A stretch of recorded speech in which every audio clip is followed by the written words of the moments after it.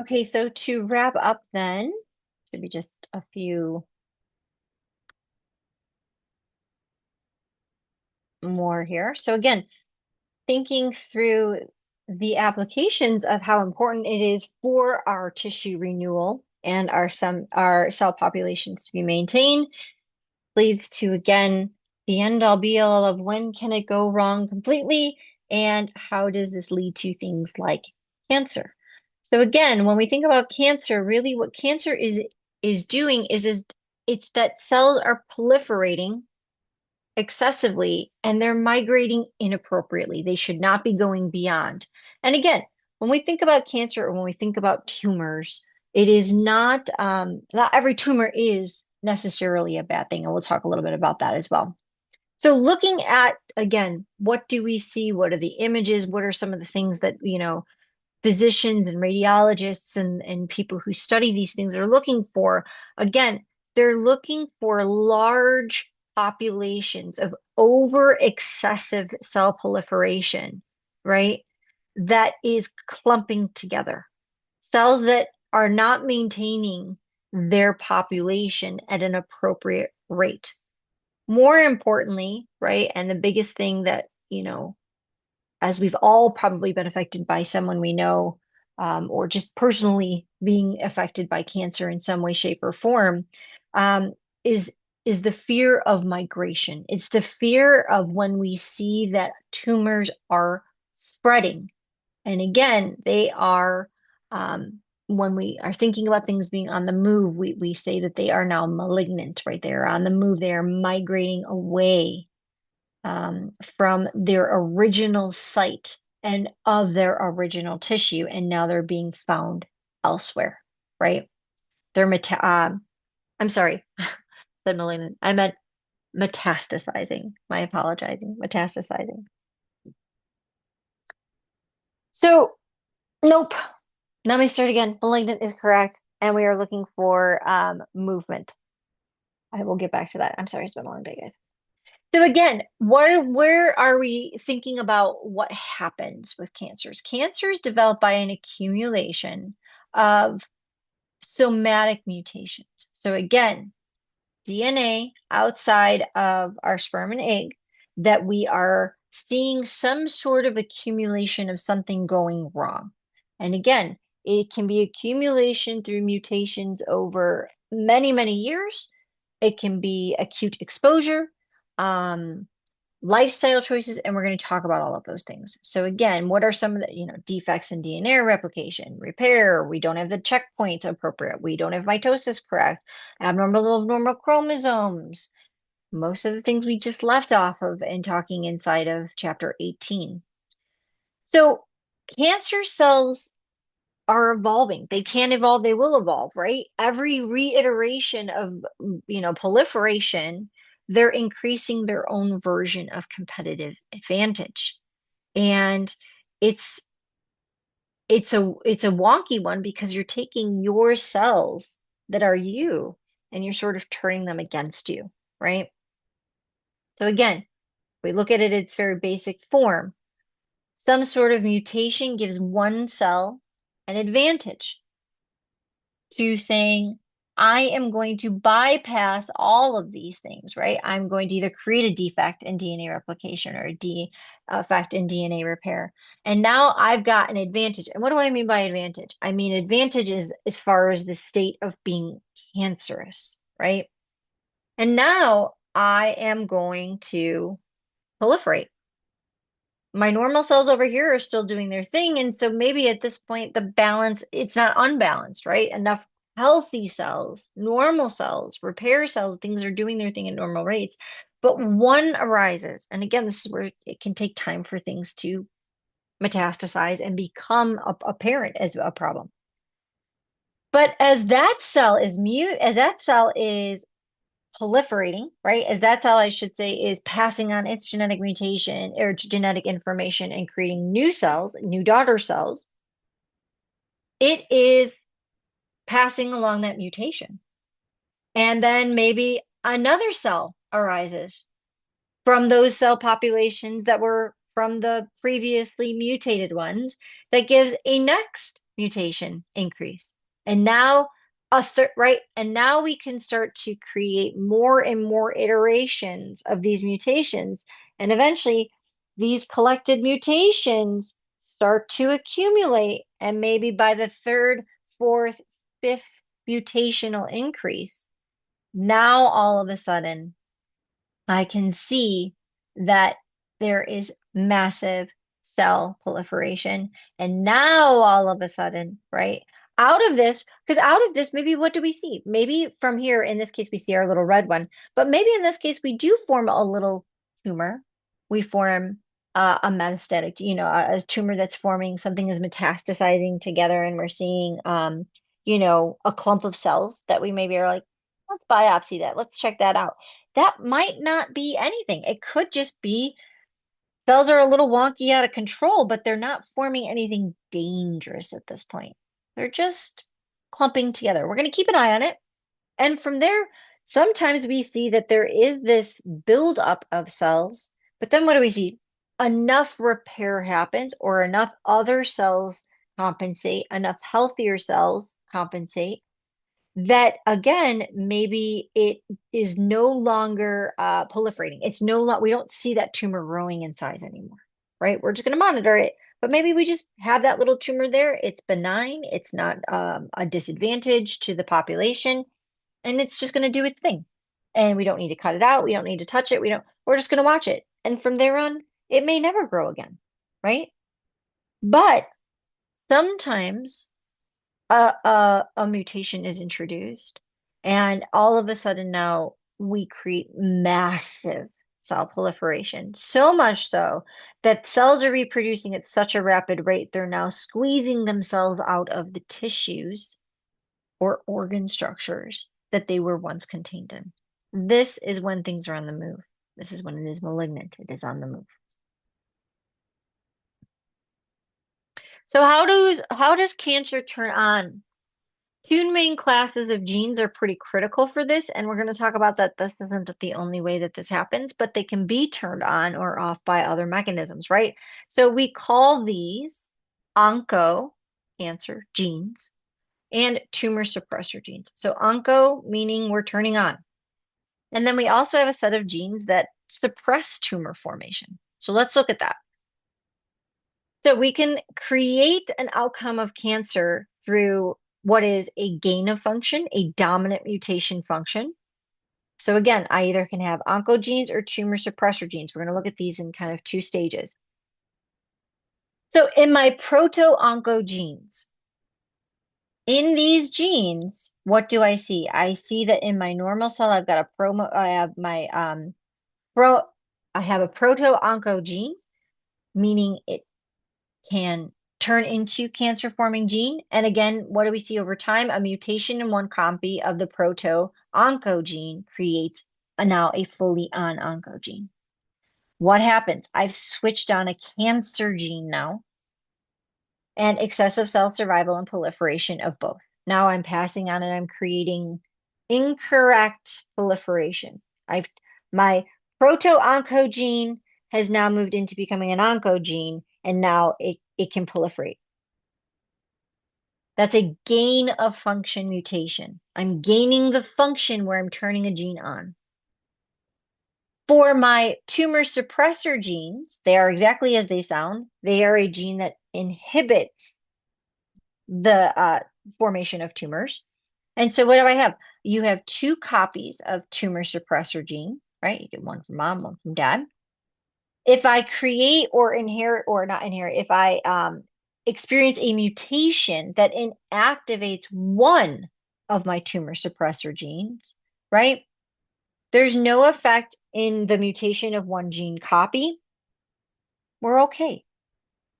However, if a second mutation, just like what we saw here, I get one advantage. So maybe in this case, a mutation gives the cell an advantage by now turning off a suppressor gene. Then I pick up a secondary mutation that turns off my second suppressor gene.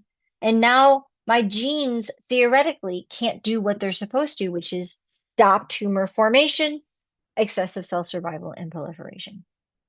So I can gain a function, I can turn a proto-oncogene on, right? By gaining the formation of the oncogene, or I can create mutations that are a loss of function for things that you want to be doing their job that no longer can do their job. And I've lost the function of suppressing tumors, and now I have turned on and activated excessive cell survival and proliferation. So, several kinds of gain of function mutations can convert my proto-oncogene, right? Again, this idea that I have two copies of a proto-oncogene. Proto-oncogenes are genes that can have the potential to become cancer genes. They're not cancer genes yet, right? This is basically that term predisposition. You carry these, so you are predisposed to potentially getting a certain type of cancer because you carry two copies of a proto-oncogene, right? And we're going to talk about how again, how can I turn those genes into a now gene that is making cancer tumor formation? First and foremost, I can just mutate the code. I can swap out some A's, T's, C's, and G's for something that shouldn't be there, right? What does that create? It creates an output that now my gene being transcribed and written down into my RNA that's eventually going to be converted into a protein. That mutation results somehow in a hyperactive mutant protein that is going to keep, right? So think about my cyclin CDKs. I'm keeping proliferation going when my cyclin CDKs should become inactivated, right? Maybe my proto-oncogene actually experiences massive gene amplification. And now I have a normal gene where over here I'm making a hyperactive mutant of something. Fine, that's one way I can do it. But what if I make normal genes that somehow make massive amounts of copies that don't regulate themselves? Or in some cases, I can have chromosome rearrangement. Yes, sometimes chromosomes can translocate parts of their positioning as they're mutating, or I should say, as they're going through cell division, right? And some things get swapped. So again, as that's happening, chromosome rearrangement can lead to regulatory outcomes, fusion with things that shouldn't be there. So again, this is just maybe a question that can be asked of how can proto-oncogenes become an oncogene, right? Or how can we see proto-oncogenes convert by that gain of function mutation? They can mutate to gain a function of a hyperactive mutant. They can gain a function by over producing a protein that shouldn't be there, or they can chromosome rearrange, which leads to conversion of proto to onco.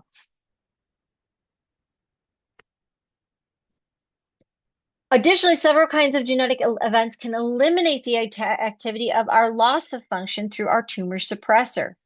So again, loss of function mutation in tumor suppressor gene, normal tumor suppressor gene. So again, maternal, paternal.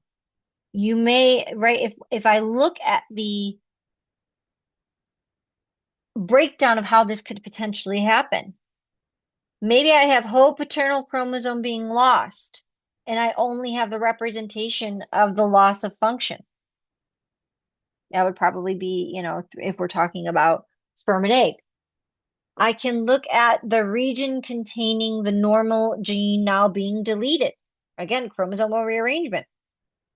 I can now create a mutation in which my normal suppressor gene from my dad that was keeping things off, right, or keeping things minimized, keeping my tumor suppressor gene on and working, right? I've now gained a, and now I've got two copies that are broken, right? I've lost the function of my suppressor and now it's on. It's turning on, cancer. I also can have epigenetic components that can silence, even though this gene from my dad is saying, suppress, suppress, suppress, don't make tumors, don't make tumors. Something beyond, right?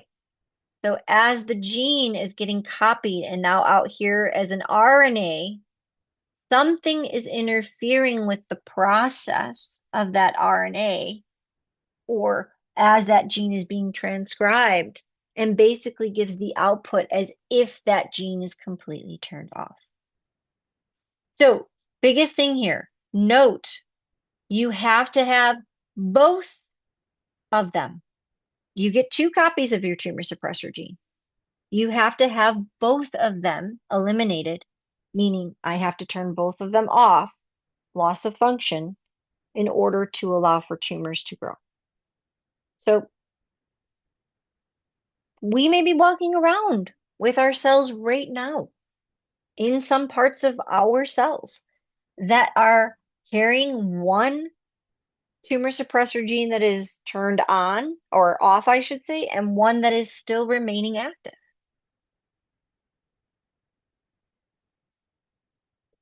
And again, these cancer critical mutations are going to cluster into very few fundamental pathways that are eventually going to lead. How often the cell proliferates, how often the cell is going to grow versus leading to mutate versus, again, interphase. What are we doing for most of interphase? Cell's doing its thing. Alterations in cell survival. How long is the cell going to survive? What should normally be 10 to 12 hours, 12, again, all of these things, if I can alter in any part of these pathways, this leads to a potential outcome of cancer, right? So we are probably seeing, or you've probably heard in the news, colorectal cancer is starting to spike dramatically, especially in younger populations. Colorectal cancer was not something we were seeing in populations younger than the age of 40. And we are now seeing them in the 30s and 20s. And so this is a very massive concern right now. Lots of people are looking at it, and lots of people are studying it. So the book decided to kind of focus in as an example. So, colorectal cancer illustrates how the loss of that tumor suppressor gene can lead to cancer. So, again, in the case of colorectal cancer, we're turning off our tumor suppressor gene. Okay. So, again, normal epithelium, inactivation of our both copies of the tumor suppressor gene, excessive proliferation leads to mutant cells. One copy now of my proto-oncogene is now turned on. This leads to small tumor because now my tumor suppressor gene, both of my tumor suppressor genes are turned off, and I've turned one of my proto-oncogenes to an oncogene. Now I start a small tumor formation, sequential inactivation of both copies of another tumor, and it just exasperates, right? And it can, again, it can build up and proliferate very quickly. Remember, inside of the colon, we are constantly replacing those cells inside of my crypts, right? So in the colon, as we are looking at our stem cells to my proliferating cells to my terminally differentiated cells, inside of there, that is activated and done through what is called Wnt signaling. So in the colon, mutations that inactivate APC initiate tumor growth, and this is caused by excessive activation of the Wnt signaling pathway. So let's look at this. Let's break this down as an example. So the Wnt pathway activation is going to lead to cells proliferating. It's saying, okay, and that makes sense down here. These are my precursor cells that are going to replace these cells up here. So down here, it makes sense. This is what I want. I want my Wnt cell pathway to be turned on and or off, or I'm going to initiate it because I need to make sure my precursor cells are constantly pumping out new cells in the lining that are going to become terminally differentiated. They're nothing else but what they are, right? So again, from here, inside, under normal conditions, I should not have my Wnt pathway activated. These cells do not have that Wnt pathway. They should not be turned on, right? This is no cell proliferation. But in the case of without my Wnt signaling, right? In these cells, I can see that my genes are off and I'm not doing what I need to do. But with Wnt signaling, right? I'm overly proliferating. And if those are now, if I'm moving my Wnt pathway and I'm signaling cascade beyond or over proliferating these cells down here, right? This can lead to the proliferation of gut stem cells and precursor cells that eventually can accumulate, leading to tumors. Finally, I just want to end with talking about, again, how do things like epigenetics above the cell, above your blueprint, all of these things that you're looking at, these things modify how your RNA is going to eventually be read and made into protein. Because I can't, even though mutations, yes, can be introduced to the DNA, we just talked about that extensively. You could take a whole class on that for genetics of how, again, UV radiation and things of that nature. But even if at the DNA level, DNA is, right? DNA is DNA is DNA, it's your blueprint. Even if that necessarily isn't modifying. Again, think about it. If I put my book into the copy machine, the book itself isn't changing. But if I don't have enough toner, or if I don't have a good scan, or if there's smudges on the glass, right? That's epigenetic. That's beyond the original content. It's not changing the book. I can still close the book, but if I get that piece of paper that's printed out, I'm like, ah, there was a smudge, or oh man, it cut half the wording off, or think of a misprinted. That is the epigenetic component, right? So things like diet, things like the diseases you're exposed to on again, if you're being constantly exposed to COVID on a regular basis, you're wrecking your immune system. That is a huge part of making sure, even across all of your cells, that they can do what they need to do in folding and making protein appropriately. Biological effects, gut bacterial changes. This is a big one that we're really starting to see modification of. So a lot of information is now coming out for younger adults to get screened, to look for very specific symptoms and not negate them. So if you ever experience bleeding, bowel changes, and I mean that simple, like 2 days of non-normal stool, that's enough. You should go to the doctor. Absolutely, right? Unintentional weight loss is a big one. And the reason that they think this creep is happening is because a lot of these things we don't pay attention to as much. We excuse it away. One of the biggest things that we are actually pointing to is that we are not intaking enough fiber. So again, our diets have moved away from very rich, robust, fiber-driven basis into more processed food, quick on the go food. And again, the dangers of over consuming only meats or over consuming one particular thing. If you're not mixing up that fiber is basically cellulose, which is grinding along and keeping your gut and your gut bacteria happy and healthy. So I just wanted to end with that. And again, letting you know that this is something that is very, very important. This is a paper that came out last year. And they are really starting to show Americans, the American diet, the Western diet is not getting nearly enough fiber. And that they aren't 100% correlating or causating, saying it's a causation. But there's some pretty strong correlation there that fiber really needs to be introduced. So just think about that. Okay, guys, that is it. You are good to go. Thank you again. I appreciate all of it. And I hope and wish you the best of luck on your material and your finals next week. Take care. Have a great summer.